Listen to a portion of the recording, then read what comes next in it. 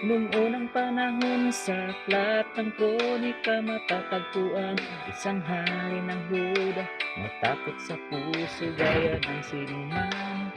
Ngunit walang pag-aalinlangan, siya'y lumuhod, tumawag kay Yahweh, kanyang idinulog ang kalaban niyang kay Dani.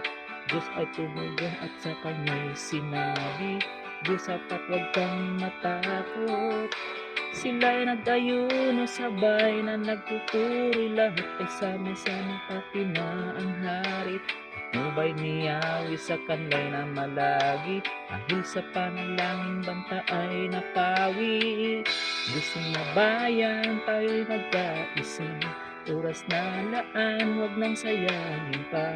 Magpakatatag at manalangin na, kay Jesus na siyang tanging pag-asa.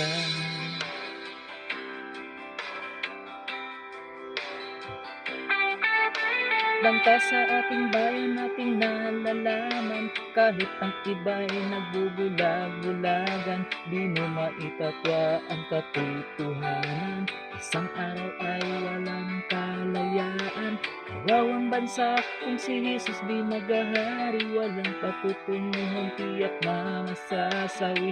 Ating inang bayan walang pasubali, kunin ng kaaway sila'y magwawagi. Gising na bayan, tayo'y magkaisa, oras na laan, huwag nang sayangin pa. Magpakatatag at manalangin na, kay Jesus na siyang tanging pag-asa.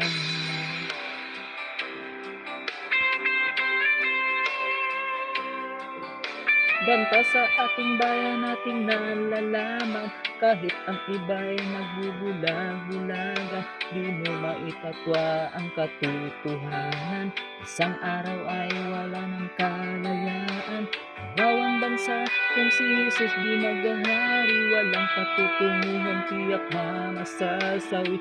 Ating inang bayan walang pasubali, kukunin ng kaaway sila'y magwawagi.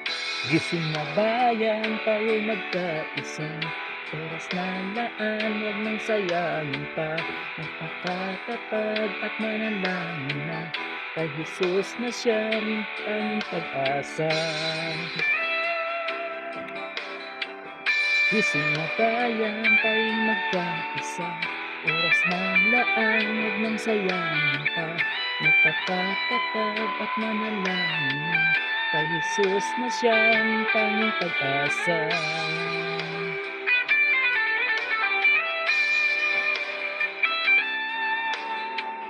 Gising na bayan, tayo'y magkaisa, oras na laan, huwag nang sayangin pa.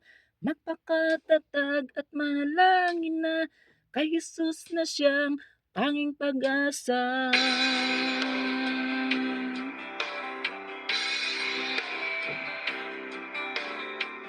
Gising na bayan, tayo'y magkaisa, oras na laan, huwag nang sayangin pa.